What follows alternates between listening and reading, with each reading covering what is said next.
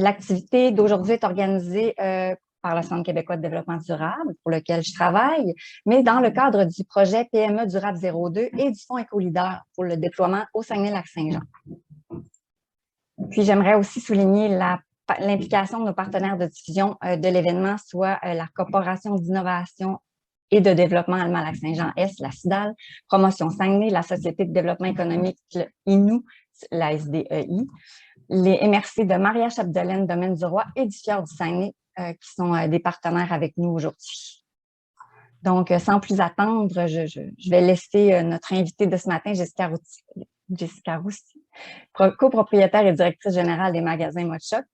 Puis, par la suite, vous pourrez, pendant son intervention, vous pouvez vous poser vos questions en levant la main, comme je le disais, ou encore en nous faisant signe, puis on va pouvoir vous laisser la parole pour lui poser vos questions, puis par la suite, on va continuer.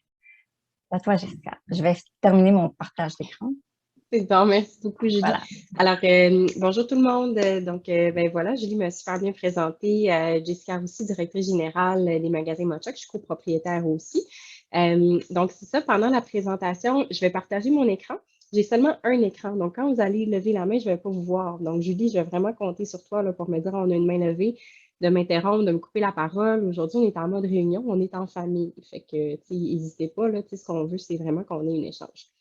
Fait que je vais commencer par me présenter. J'ai avec mon petit PowerPoint. Donc là, vous allez voir, là, ça va être normal. Il ne veut pas. Alors. Donc, est-ce que vous voyez bien mon écran, Julie? Oui, ça va, tout est beau, là. OK, parfait, ça fonctionne. Donc, voilà, donc Mochoc, qu'est-ce que c'est? Mochoc, c'est une histoire de famille. On est une entreprise familiale. On a ouvert notre premier magasin à Dolbeau, à Mistassini, en 1983. C'est mes parents, la première génération, qui l'ont ouvert à l'époque. Donc, en ce moment, on a 11 magasins à l'échelle du Québec. On en a un au Nouveau-Brunswick également. On a une boutique en ligne où on va livrer, où on livre partout au Canada en ce moment et on a plus de 550 employés. Donc, notre mission chez Mochoc, c'est d'offrir à toute la famille des vêtements, des accessoires et des articles de décoration de qualité, des tendances à des prix accessibles, contribuant à accroître le plaisir de magasiner. Donc, pour nous, la notion de plaisir et d'expérience client, elle est très importante. Notre vision, où on aimerait être dans quelques années, c'est qu'on aimerait vraiment être reconnu comme étant un employeur de choix et se distinguer par notre concept d'expérience de magasinage unique axé sur la famille, par la diversité de notre gamme de produits et le développement de produits exclusifs. Pourquoi le développement de produits exclusifs? Parce que chez Mochoc, on crée déjà une bonne partie de nos produits. Je vais revenir un petit peu tout à l'heure. Je vais d'abord faire un petit peu l'éventail de nos valeurs. Donc, les valeurs un petit peu chez Mochoc, c'est notre guide de conduite. C'est avec ça qu'on se sert pour prendre nos grandes décisions finalement. Puis, on essaie toujours d'y revenir quand on a un petit casse-tête ou quand on a, dans le fond, un conflit. C'est vraiment là-dessus qu'on va se baser. Puis, ils sont partagés à la grandeur de l'entreprise. Donc, peu importe la catégorie d'emploi ou qu'est-ce qu'on fait, on essaie que les valeurs soient toujours mises de l'avant chez nous. Donc, on a l'humanisme, l'honnêteté, la créativité, l'ouverture, l'engagement et la passion. Puis là, on peut bien comprendre que la pratique éco-responsable au sein de ces valeurs-là, comme l'humanisme et l'honnêteté, sont très importantes, et ainsi que l'engagement chez Mochoc. Donc, comme vous voyez, là, ici, bon, une entreprise familiale, vous voyez mes parents, ma sœur à droite, moi à gauche, qui avait des cheveux longs bruns à l'époque. Vous voyez aussi en haut à droite une photo de notre commerce Sainte-Thérèse, une photo de façade à Chicoutimi, puis ici à droite, un événement qui a eu lieu au mois d'octobre où vous comprendrez pourquoi maintenant j'ai les cheveux très courts. Là, je me suis fait raser pour le camp. Puis grâce à l'ensemble de toutes les succursales, on a réussi à amasser 80 000 là, pour cette implication sociale-là pour le camp. On en est très fiers. Alors, nos marques exclusives chez Mochoc, quand je vous disais chez Mochoc, pourquoi on veut développer nos produits à nous, c'est vraiment pour offrir une expérience client personnalisée. Et puis, ça nous donne aussi du contrôle sur la qualité du produit, sur la provenance du produit. Donc, pour nous, c'est important. Donc, ce que vous voyez à l'écran... Jessica, on aurait déjà une question. Oui, parfait. Je m'excuse, je ne vous vois vraiment pas. Mais non, c'est ça, c'est pour ça que je te le dis. Parfait, merci. Si vous pouvez vous nommer là, avant de poser la question, ça me ferait vraiment plaisir. Salut Jessica, je m'appelle Normand Lemieux. Je faisais juste applaudir part là, pour... c'est ça. Ben, le merci camp, beaucoup. oui. Merci beaucoup, Normand. C'est vraiment apprécié. Ça repousse, hein, comme vous avez vu, là, ça repousse. Donc, dans mon cas, mais on est très fiers de ça. Merci beaucoup. Donc, nos marques exclusives, donc ça, c'est l'ensemble des marques qui sont créées chez nous. Donc, en bref, chez Mochuk, on importe des vêtements depuis plus de 15 ans.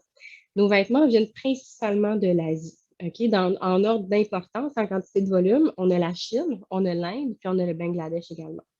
Donc, l'équipe dédiée au design et à l'importation seulement est composée de 18 personnes à travers la province. Pourquoi à travers la province? Parce que chez Mochuk, il n'y a pas de notion là, nécessairement d'un siège social qui est fixe. On a plusieurs bureaux satellites, puis on a plusieurs personnes en télétravail. Donc, j'ai des gens qui travaillent sur la rive nord de Montréal, sur l'île de Montréal, à Québec, à Lévis, puis au Lac-Saint-Jean. Au Lac-Saint-Jean, on l'appelle notre siège social à Alma parce que c'est là où la plupart des personnes se trouvent, puis l'équipe des directeurs aussi. Donc, c'est là où moi, par exemple, je travaillais avec ma famille, mais on a vraiment éclaté là, les limites là, du bureau. Donc, vous voyez toutes les marques ici. On a la petite marque Caleb pour bébé, toutes les ETC, les MC. Donc, on a notre ligne aussi de vêtements médicaux, notre ligne Active MC. Donc, je vous épargne un petit peu les détails. Puis, on a le petit label en bas à droite, là, vraiment spécifique pour nos cotons bio, qui, lui, va venir s'arrimer à n'importe lesquelles de ces marques si on est venu faire en coton bio des items de ces collections. Donc, dans le processus de développement à l'interne, qu'est-ce qu'on va faire? C'est les recherches de tendance, le développement des collections, la création des dessins techniques, les communications avec les fournisseurs, le suivi de production, qui peut se faire de plusieurs manières. Le suivi de production en recevant des échantillons, en allant faire des visites sur place. Je vous dirais que depuis 2 ans, c'est excessivement complexe et on n'en a pas fait des visites sur place, de toute évidence, mais en temps normal, en temps de non-pandémie, on essaie d'aller faire des visites sur place et évidemment, le contrôle du transport de la marchandise. Alors, comment ça s'imprègne, ça, vers une mode plus éco-responsable? Ce qu'il faut dire de prime abord, il ne faut pas se le cacher, nous, Mochuk, on est un détaillant, on vend principalement des vêtements, mode et des accessoires de décoration pour la maison. Donc, de toute évidence, on fait grandement partie du problème. Quand on se renseigne un peu puis on regarde les données, l'industrie du fast fashion est l'industrie, la deuxième industrie la plus polluante au monde, tout de suite après les énergies fossiles. Donc ça, on en est conscient. On fait grandement partie du problème. C'est des petites actions, comme on commence à les faire, qui peuvent aider à faire partie d'une solution, mais ce n'est pas toute la solution non plus. Puis ça aussi, il faut en être conscient. Je pense que c'est important d'en parler puis de l'aborder parce que peu importe le type de business que vous avez ou que l'on a, il faut savoir faire cette introspection-là, puis il ne faut pas avoir peur de parler de pratiques éco-responsables, même si nous ne sommes pas un exemple, même si on n'est pas 100% patte blanche, parce qu'on doit créer les débats, on doit s'améliorer, puis on doit avoir le pouls aussi de la clientèle et de la population pour pouvoir toujours avancer dans ce mouvement-là. Donc, nous, on a commencé comme ça. Notre première initiative vers une mode plus éco-responsable, ça a été de dénicher des produits en coton bio. Donc, ça fait déjà plusieurs années qu'on a le coton bio, puis on a la chance d'avoir des excellents fournisseurs en Inde.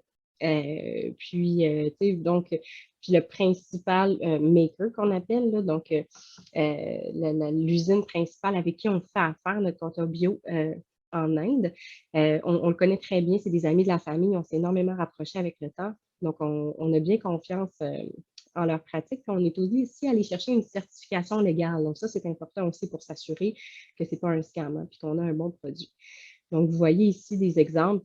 On a commencé par les vêtements de bébé, mais là, maintenant, on l'a déployé là, aussi à travers plusieurs collections. Donc, la certification que je vous parlais, ce qu'on a, nous, à l'interne, on est allé chercher une certification GOTS. Dans le fond, le référentiel est reconnu comme c'est une référence mondiale pour les textiles et vêtements fabriqués à partir de fibres biologiques. Il définit des critères environnementaux de haut niveau tout au long de la chaîne d'approvisionnement des textiles biologiques et requiert également le respect des critères sociaux. Donc ça, c'est important, ça en fait partie aussi dans la certification. C'est pour ça que quand on achète un produit de coton bio qui a une certification GOTS, on se dit, bien, c'est un meilleur choix. Si on en consomme 50 dans la saison, c'est sûr qu'on a une très grande empreinte carbone, mais ça reste un meilleur choix. Donc, tous les processus de l'agriculture au processus de teinture et d'imprimé, en passant par les étiquettes, sont soumis à des règles environnementales strictes. Et tous les transformateurs et fabricants de l'industrie textile doivent respecter des critères sociaux fixés par les normes fondamentales de l'Organisation internationale du travail. Ensuite, qu'est-ce qu'on a pu faire aussi pour aller vers une mode un petit peu plus éco-responsable? Donc, c'est la réduction des déchets à la source. Évidemment, d'importer des vêtements, c'est un textile, puis c'est principalement par navire. Donc, les boîtes de carton, les sachets de plastique individuels ou par paquet, puis les petits sacs de silice pour éviter l'humidité et la moisissure, c'est un incontournable, malheureusement, parce que l'humidité va prendre très rapidement dans un bateau, puis on peut passer plusieurs semaines, voire quelques mois dans un paquebot. Donc, il n'y a pas eu d'innovation assez intéressante encore pour éviter ce suremballage-là. Mais, par exemple, ce qu'on peut faire, nous, c'est au niveau du marchandisage. C'est qu'est-ce qu'on contrôle? Donc, vous savez, quand vous avez un vêtement, on essaie, c'est des petits détails, mais ça peut quand même faire la différence. Donc, on priorise des attaches de cordes naturelles plutôt que des attaches de plastique pour les étiquettes à poser aux vêtements. Donc, ça va être des petites cordelettes de chanvre ou de coton, par exemple. On utilise des cartons recyclables plus minces et sans laminage pour permettre le recyclage.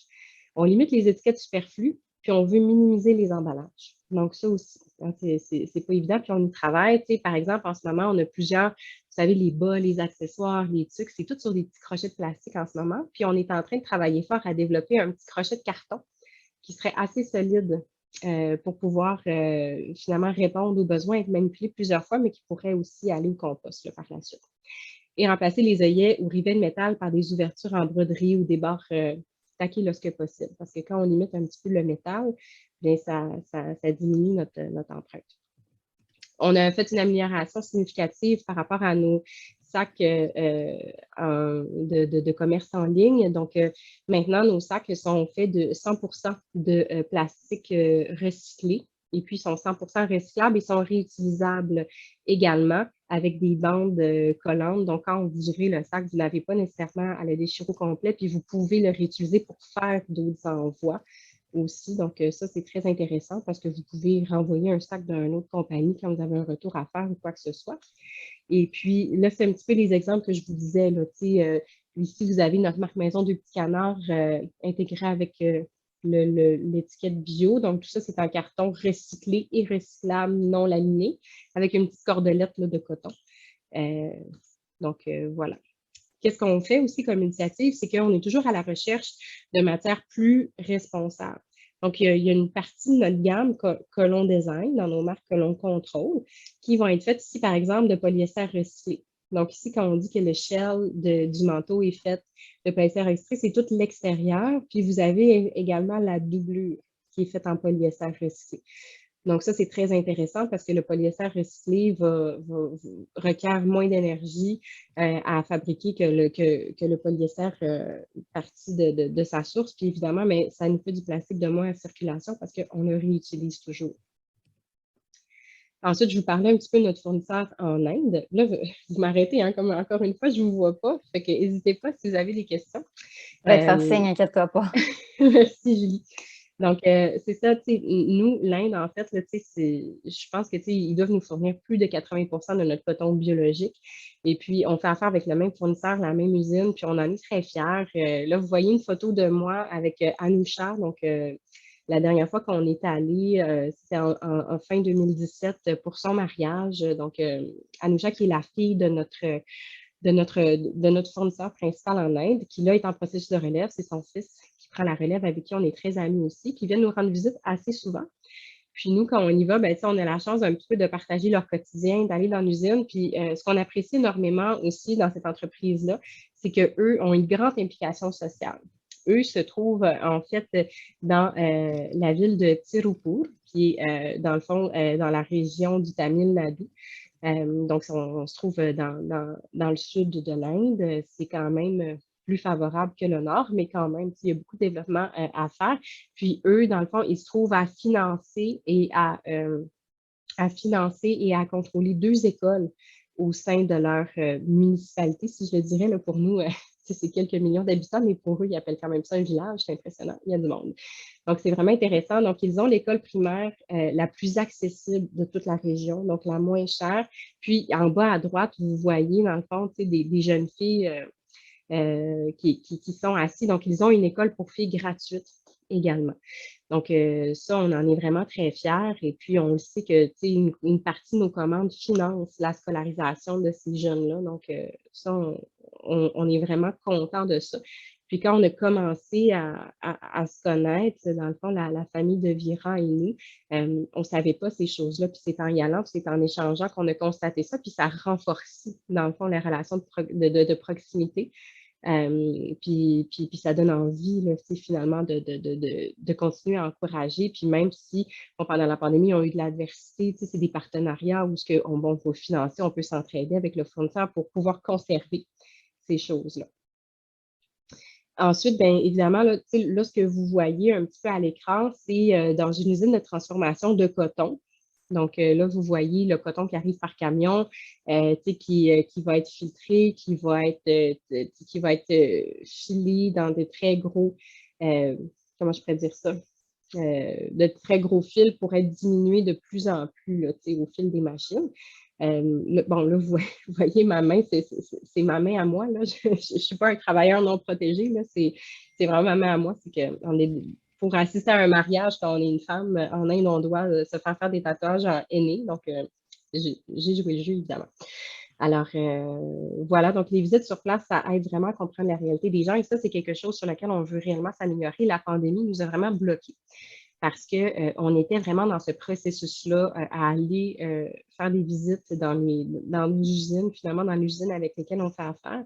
Et puis, ben, c'est ça. Malheureusement, la pandémie a fait que ça a été beaucoup plus complexe de se déplacer, mais c'est vraiment quelque chose que dès que ça va être possible de développer des partenariats avec des agents de confiance qui se déplacent, de pouvoir faire des inspections de manière à pouvoir avoir des contrats qui sont vraiment réalistes puis qui respectent nos valeurs de base par rapport aux conditions de travail. Quoique je vous rassure, tu sais, toutes les usines que moi je suis allée visiter puis que je suis allée voir, c'est quand même très bien. Là, on n'est jamais à l'abri qu'un fournisseur puisse sous-traiter et sous-traiter sans qu'on s'en rende compte. C'est ça un petit peu le risque.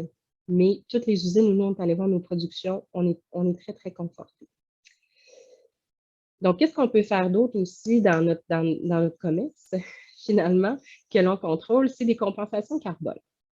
Alors, nous, depuis plus de 4 ans, on a une collection de vêtements qui est créée à chaque année par nos équipes de designers, qui est en coton bio, et puis qui nous permet de verser des montants à carbone boréal. Donc, ça, c'est des exemples de T-shirts. On a les T-shirts, les cache-couches pour bébés et tout ça. Puis, on fait un marketing en conséquence également. Aussi, en mars 2021, on a lancé notre campagne « Ici, j'apporte mon sac ». Parce que notre rêve chez Mochoc, c'est que la notion de donner des sacs de plastique ou des sacs de papier à un client quand il vient magasiner n'existe plus. On voudrait en arriver comme à l'épicerie, que le consommateur s'habitue à porter leur sac. Donc, on a commencé comme ça et ça va très bien parce que depuis mars 2021, on a coupé de moitié la consommation de sacs depuis qu'on a commencé à le charger aux clients. Donc, le sac est maintenant disponible au coût de 20 sous, mais tous les profits reliés à sa vente sont remis à carbone boréal. Donc, de mars 2021 à aujourd'hui, on a déjà versé plus de 32 000 $ à carbone boréal. Donc, en plus, c'est confortant pour le client parce qu'on se dit, bon, là, il faut que je m'habitue à porter mon sac. Je ne suis pas lui en ce moment, je demande un sac, mais je paye, mais je compense pour ce sac-là. Donc, ça, c'est quand même intéressant aussi. Ça conscientise le client par rapport à ça, une habitude qu'il n'avait peut-être pas. Donc, les résultats en 4 ans, c'est qu'on a donné plus de 100 000 $ à l'organisme Carbone Boréal. Donc, Carbone Boréal, ça fait vraiment partie c'est une firme de recherche, la chaire Éco-Conseil de l'UQAC. Je ne sais pas si tout le monde est un peu familier avec ce qu'ils font. Là, je ne vous vois pas encore une fois. Donc, je pense que tu peux peut-être le préciser, là, leur rôle brièvement, si tu es à l'aise de le faire. Là.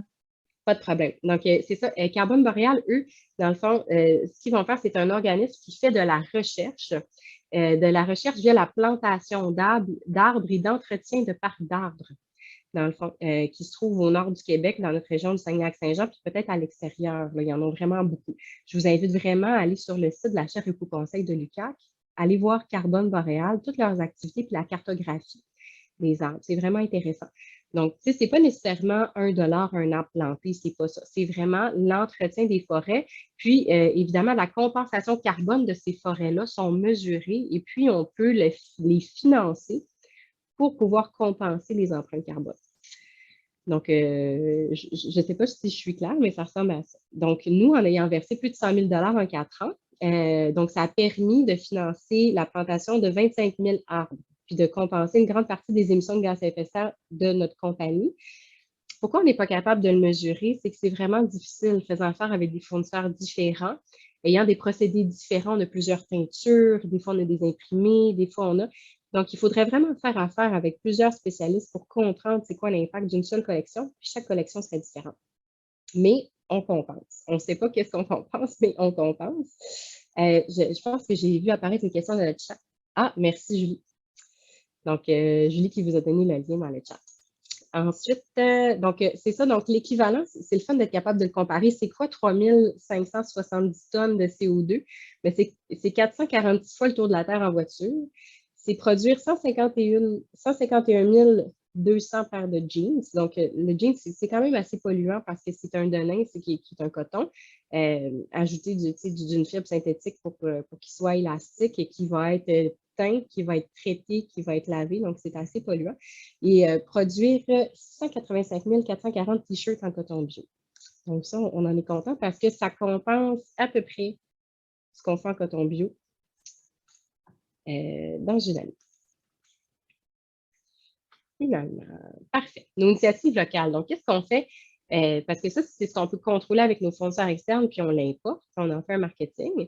Mais qu'est-ce qu'on peut faire un petit peu plus avec nos gens? Qu'est-ce qu'on peut faire avec notre belle gang en magasin, puis dans leur collectivité à eux?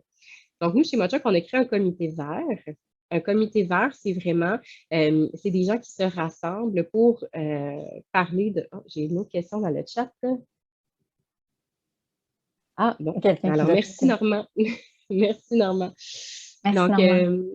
voilà. Donc, le comité vert et les ambassadeurs, qu'est-ce qu'ils font? C'est qu'ils se rassemblent, ils vont brainstormer un petit peu sur des actions qui sont prises ou qui ne sont pas prises finalement dans le magasin, puis dans le fond, qui vont amener des solutions à qu'est-ce qu'on peut faire mieux. Donc, ils éduquent et ils sensibilisent sur qu'est-ce qu'on peut faire en magasin.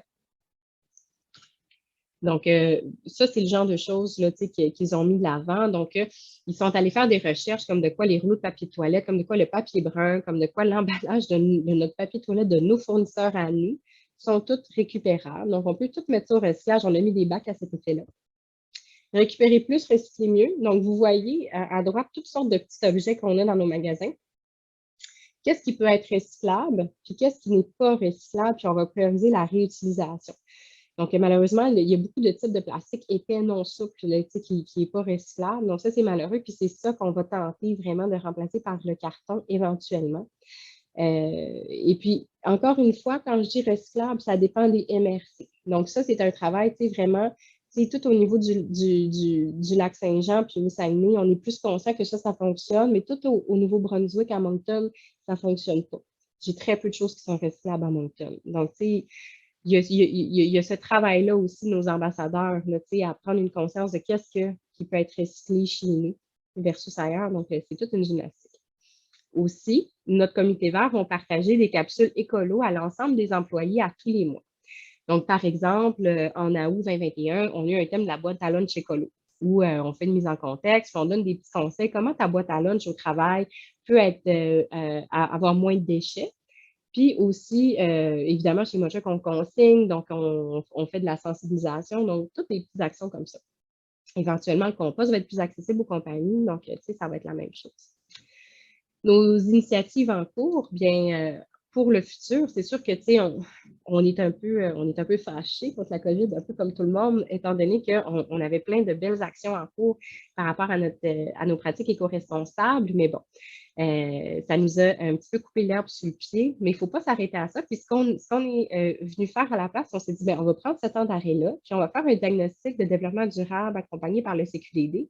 On est allé chercher un beau financement aussi avec, voyons, le Fonds écolidaire. Mais le Fonds écolidaire, j'avais juste Charest Conseil dans la tête avec le Fonds écolidaire. Donc ça, c'est vraiment une magnifique ressource. Donc, on est en train de faire le diagnostic avec notre super comité vert, accompagné par le CQDD. On va ensuite déterminer nos priorités suite à ça. Puis, on va planifier le plan d'action de développement durable. On va l'intégrer dans notre diagnostic de chaîne logistique en ce moment, parce qu'en ce moment, chez Mochuck, on est en train de gérer de la croissance, puis on cherche à améliorer nos opérations à cause de multiples défis que la COVID nous a amenés, et puis aussi les problèmes de main-d'œuvre, l'inflation des salaires. On n'a pas le choix. On doit améliorer nos opérations. On doit être plus efficace avec moins de gens, comme beaucoup de gens dans l'industrie, puis dans toutes les industries d'ailleurs. Donc, on est en train de faire ce diagnostic avec un autre expert. Donc, qu'est-ce qu'on veut faire? C'est intégrer le plan d'action de développement durable dans nos améliorations de chaîne logistique et dans l'amélioration de nos opérations pour contrôler notre croissance, puis pour s'assurer de ne pas travailler à l'envers, mais bien de travailler à double vitesse dans le développement durable. Et tout ça, le développement durable inclut des pratiques de saine gestion, dans le fond, des principes d'économie sociale et tout ça. Donc, on en est très content. Donc, c'était ça pour ma petite présentation.